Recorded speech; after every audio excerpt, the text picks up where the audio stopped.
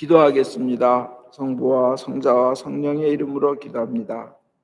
주님, 저에게 이 땅에 어머님을 주시고 또 가정을 주시고 주님의 믿음을 함께 주님께 고백하며 나갈 믿음 안에서 주 안에서의 형제자매를 주셔서 감사합니다. 저희 모두가 주님의 기쁨이 되게 하여 주시옵소서. 예수님 이름 받들어 기도하옵나이다. 아멘. 편히 앉으십시오. 오늘은 어머니날에 대한 설교를 하겠습니다. 어머니 하면요, 모든 생명이 있는 곳에는 그 생명을 낳은 어머니가 있습니다. 그래서 어머니 있는 곳에는 생명이 있고 또한 사랑이 있습니다. 어머니들은요, 우리의 그 어머니들을 생각해 보면 자식을 위해서라면 모든 것을 참습니다. 무리한 것도 감행을 합니다. 어머니들은 그렇게 자존심 세던 여자가 엄마가 되면 애를 위해서라면 모욕도 감수합니다. 수줍어하던 사람이 애를 위해서라면 얼마나 담대하고 대담해지는지 모릅니다. 체면이고 뭐고 없습니다. 마가복음 7장의 수로보니게 여인이 그 자식을 위해서는 개 취급당하는 무시와 모멸도 참고 오히려 더 큰 신앙을 고백합니다. 그게 어머니입니다.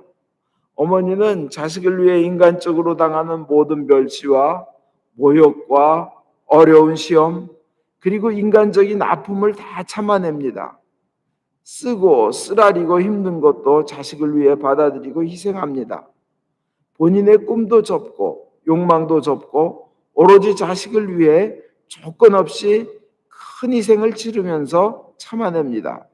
누구의 글인지 모르지만 참 어머니의 사랑에 대해서 잘 써서 제가 인용하는데, 자녀가 아무리 어리석어도 가르칠 수 있는 것이 어머니의 사랑이고 자녀가 아무리 영악해도 감화시킬 수 있는 것이 어머니의 사랑이고 자녀가 아무리 흉악한 죄인이라도 용서할 수 있는 것이 어머니의 사랑이며 세상의 모든 것을 녹여 희망으로 만드는 것, 이것이 어머니의 사랑이라고 누가 쓴 걸 봤습니다. 참 저는 동감합니다. 근데 그렇게 어머니들이 희생하면서도 제가 최근에 본 어느 그 엄마의 글을 보면 아마 딸하고 아들하고 둘이 있나 봐요. 근데 이렇게 자기 인생의 목적을 이렇게 표현해요. 내가 이 세상에 온 이유는 너희 둘을 만나기 위해서 이 세상에 왔어 하는 거예요. 자기 인생의 목적이 그 자식이 얼마나 귀하면 그 엄마들은 그런 거예요. 내가 이 세상에 온 이유가 너희 둘을 만나기 위해서 왔다. 위함이라고. 그 얼마나 자식들을 소중하게 느끼는지, 귀하고 고맙게 느끼는지 그런 표현을 했을까요? 물론 또 여기에 또 응답하는 많은 딸들의 그 사랑 중에 내가 보기엔 가장 아름다운 거는, 엄마가 만약 다음 세상이 있다면 내 딸로 태어나 주세요.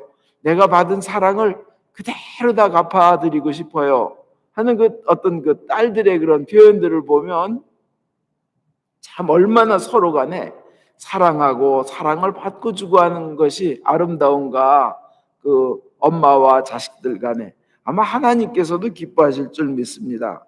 그 우리는 어머니를 통해 조건 없는 사랑을 느낍니다. 사람이 왜 힘들고 어려울 때는 조건 없이 사랑해 주던 분을 그리워합니다.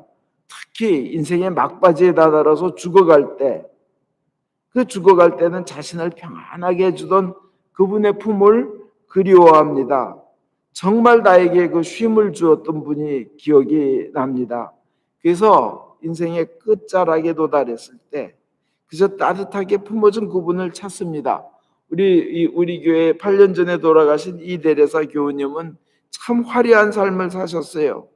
1954년에 미국에서 그때부터 의사 생활하시면서 버지니아, 메릴랜드 한인의사협회 회장도 하시고 한인회 회장도 3번이나 하시고 집에 미국 상원 의원들 에드워드 케네디까지 초청해서 파티도 열고 미국 국회에서 연설도 하시고 그리고 우리 교회를 위해 많은 헌신을 하시면서 인생을 참 화려하게 사셨는데, 근데 그분이 돌아가시기 몇 시간 전 저희가 뵀을 때는 87세이신데도 이제 인생이 끝날 때가 다 되시니까 엄마 하며 엄마를 찾으시더라고요.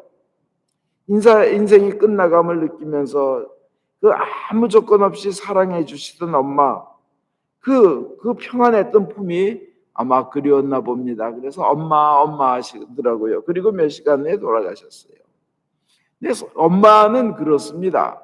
근데 성경은 그런 어머니를 어떻게 대하라고 하는가? 에베소서 6장 2절에 보면 내 부모를 공경하여라. 그 다음에 출애굽기 20장 11절에 너희는 부모를 공경하여라. 그래야 너희는 너희 하나님 야훼께서 주신 땅에서 오래 살 것이다. 신명기 5장 16절에도 너희는 부모를 공경하여라. 너희 하나님 야훼의 분부시다. 분부라는 거예요. 그래야 너희는 오래 살 것이다. 장수의 비결이 뭐예요? 부모를 공경하는 거예요. 우리는 어머니 날이니까 어머니를 공경하는 거예요. 그리고 거기에 덧붙여서 신명기 5장 16절에 너희 하나님 야훼께서 주시는 땅에서 잘 될 것이다. 잘 될 것이라는 거예요. 오래 사는 것 플러스 땅에서예요. 이 세상에서 잘 될 것이다. 여기서 공경하라는 건요, 공경이에요. 공경. 존경을 표시하면서 대하는 것이에요. 부모를 대할 때, 어머니를 대할 때. 많이 어머니들이 그 머리가 나이가 들면서 약해지고 머리가 안 들 수도 있어요. 여러분 그 공경과 존경을 드러낸 그 대표적인 사람 중에 뭐 여러 미국 대통령들 많이 있지만 제가 그 케빈 듀란이라는 농구 선수가 2014년에 NBA에서요 MVP가 됐습니다. 그동안 레버런 제임스에 밀려가지고 맨날 2인자만 하다가 2014년에 MVP가 됐어요. 근데 20분 동안 이 수상 소감, MVP 수상 소감을 얘기하는데 좀 특이했어요. 왜 특이했냐? MVP 수상 소감을 20분 동안 하면서 미국에서 이 농구의 그 인기가 얼마나 대단해요? 그렇게 20분 동안 하면서 대부분의 시간을 엄마에 대한 감사와 존경으로 표현했다는 거예요. 그 미국의 NBA 그 MVP가 수상 소감을 말하는데 엄마 완다 프렛에 대해서 가장 오래 했는데 눈물을 흘리고 있는 어머니를 보며 케빈 두란이 뭐라고 했냐면 When you didn't it, you made sure we ate.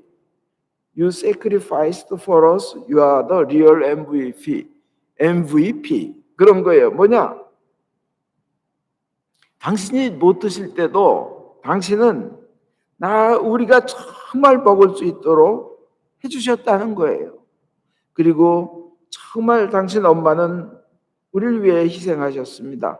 정말 참된 MVP는 엄마입니다 하고 거기에 얼마나 그 유명한 그 미국 NBA의 그 프로농구에 그 많은 유명한 사람들이 참가하고 있는데 거기선 진짜 자기 어머니를 높인 거예요. 존경하고 공경한 겁니다.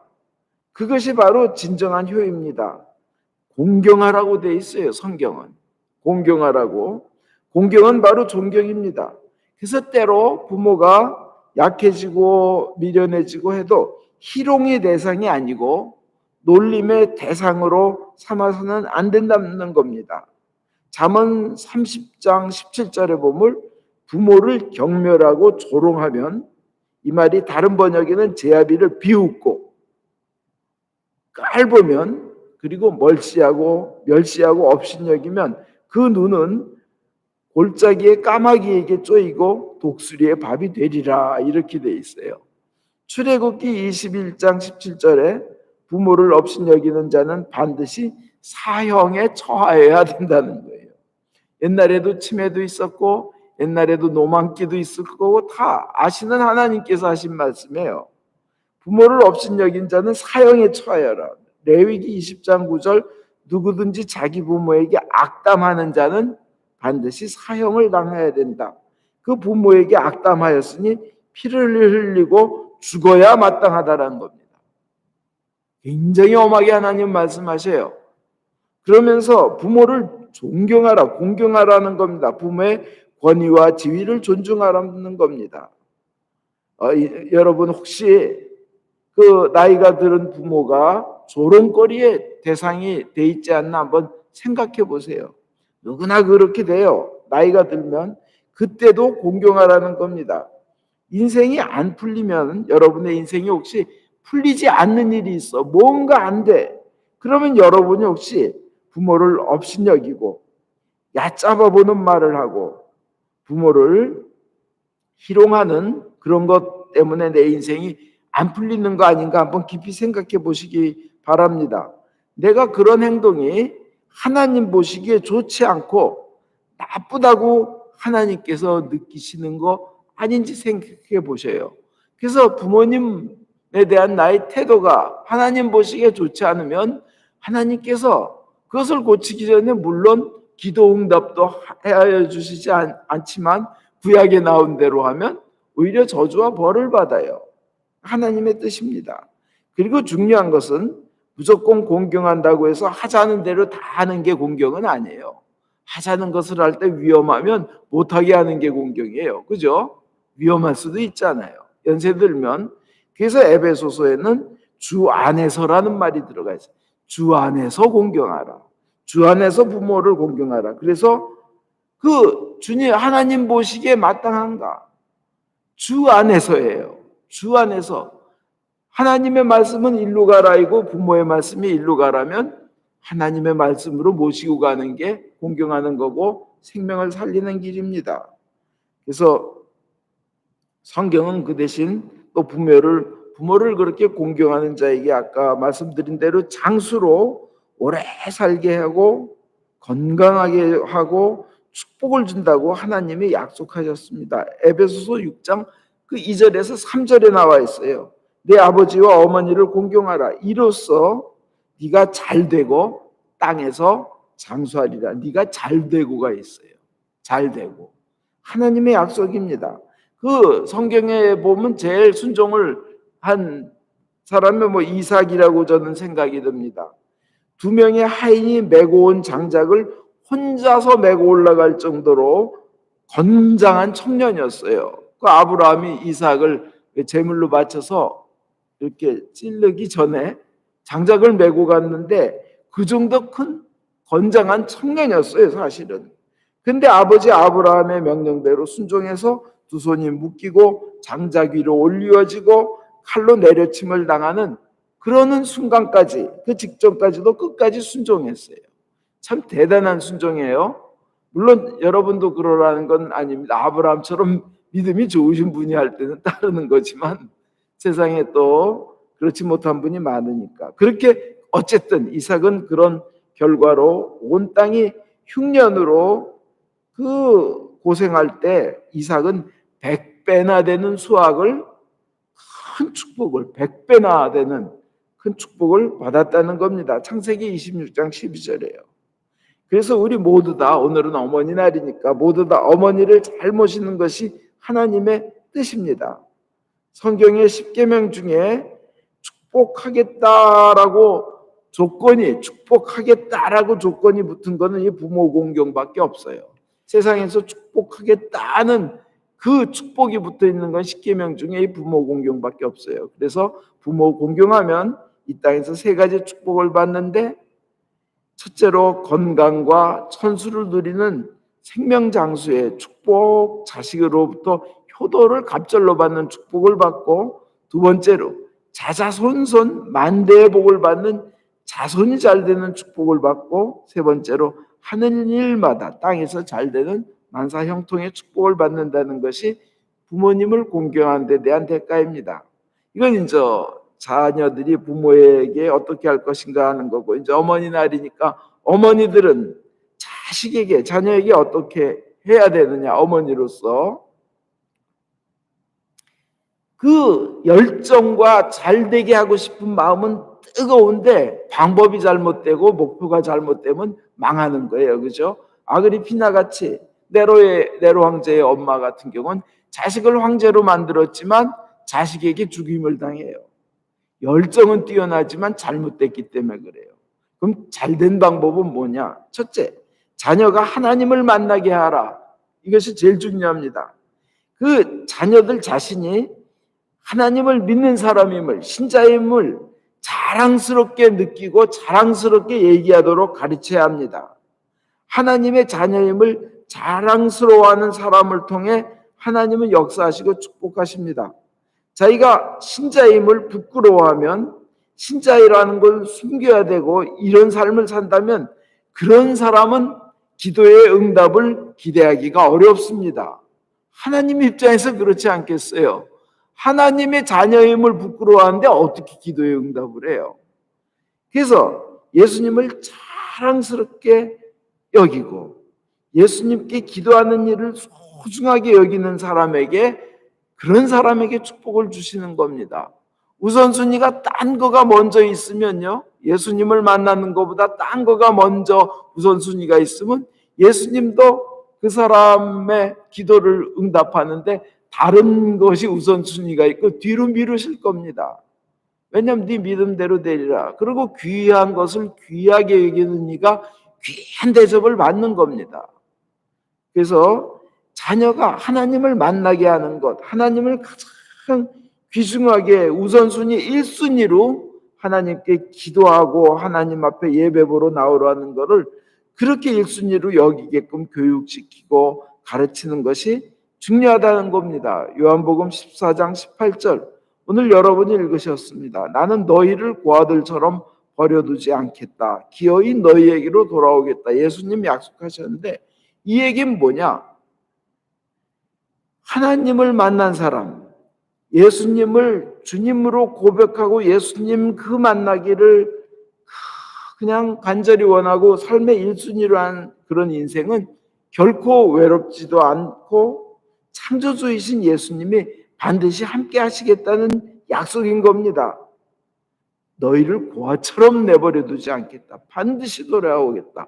어떠한 역경에서도 주님께서 손잡아 주시겠다는 약속이고 희망을 주시며 은혜를 베푸시겠다는 약속입니다. 그러니까 뭐예요? 자녀들이 하나님을 1순위로 여기서 하나님을 만나게 하라는 겁니다. 엄마들은. 두 번째로 자녀를 기도하게 만들으라 하는 거예요. 생명도 하나님이 만드셨고 모든 생명의 주인은 하나님이시라는 것을 자녀들한테 명확히 알려줘야 합니다. 부모가 아니에요.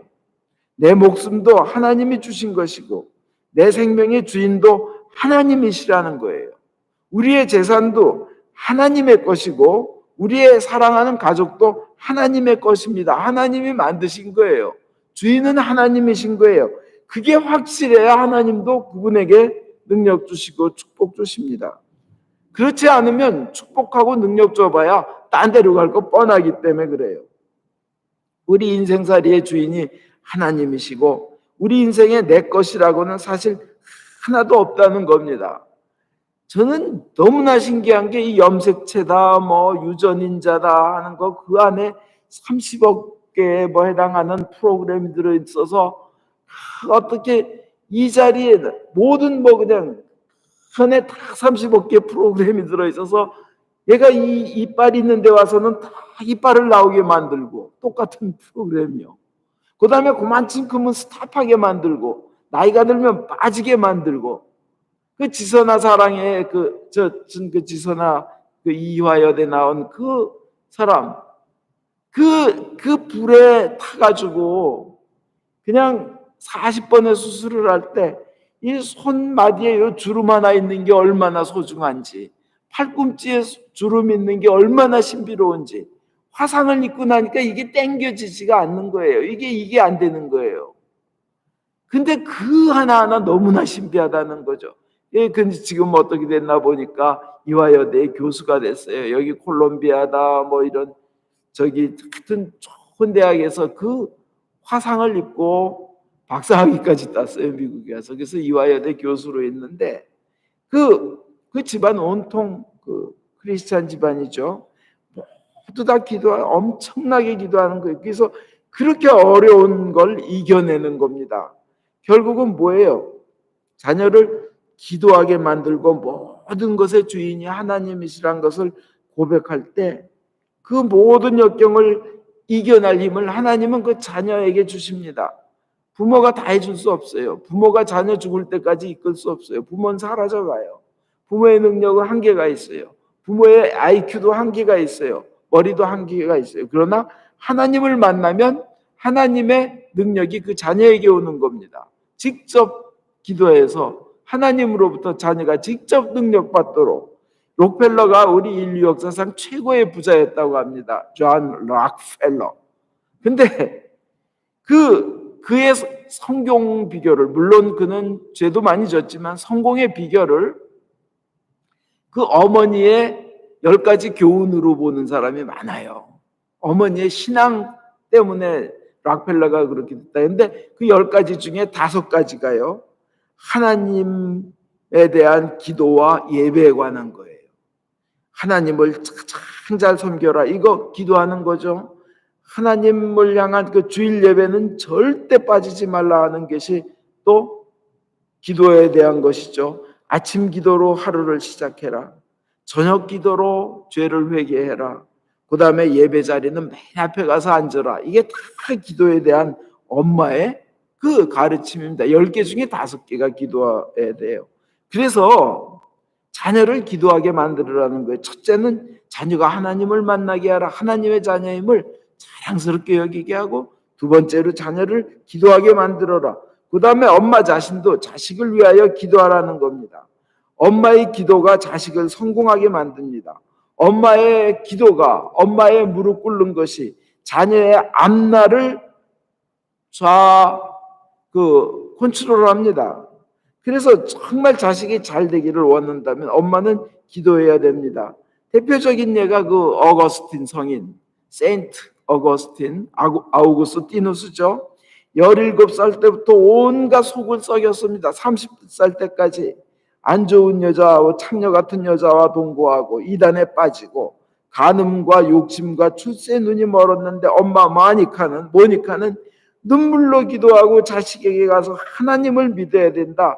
하나님을 믿는 것이 인생의 가장 소중한 일이고 목표라는 걸 눈물로 호소하고 거듭했는데 결국 어거스틴은 31세에 신자가 됩니다. 회개하고. 그래서 인류 역사상 가장 위대한 신학자, 가장 위대한 철학자, 그리고 성인으로 거듭나게 됩니다. 엄마가 기도하는 겁니다. 그래서 그 마니카한테 성 암브로시오 성인이 한 말이 있습니다. 어머니가 많은 눈물을 흘리면서 기도한 자녀는 잘못되는 법이 없습니다. 이렇게 얘기를 했다 그래요. 자녀의 운명은 어머니의 손에 달려 있습니다. 자녀의 미래는 어머니의 기도에 달려 있습니다. 자녀가 잘 되기를 원하면 기도해야 됩니다. 어떤 엄마는 자기가 가난하니까 자녀의 생일에 뭐 해줄 돈이 없으니까 하루 종일 금식하면서 그날만큼은 12시간 동안 자기 자식, 그 생일인 자식을 위해서 하루 종일 기도한다고 합니다. 원정숙 원사님도 그래요. 미국에서 그 옛날에 90년대, 80년대 아주 뛰어난 그 암 전문 의로 한국에서는 그분의 간증 테이프 뭐 수십만 부 팔렸죠, 책도. 근데 이분 엄마가 아무리 어려워도 그냥 그때 너무 추워서, 이분 1951년생이니까 뭐 한국 그 코리안와 한국 동란에 태어나고 그 다음에 얼마나 추웠겠어요. 그냥 밤새 추워서 우그리고 자다가 눈 못 뜨면 밤새 죽어 있는 거고, 그러한 삶이었잖아요. 한국인의 삶이요. 그 얼마나 배가 고프고 춥고 했는데 그때도 새벽 기도를 빠지지 않고 삭바느질하고 남집 파출부하고 행상하면서, 근데 자식들을 그 어느 부잣집, 어느 양반집보다도 자식들을 훌륭하게 키웠어요.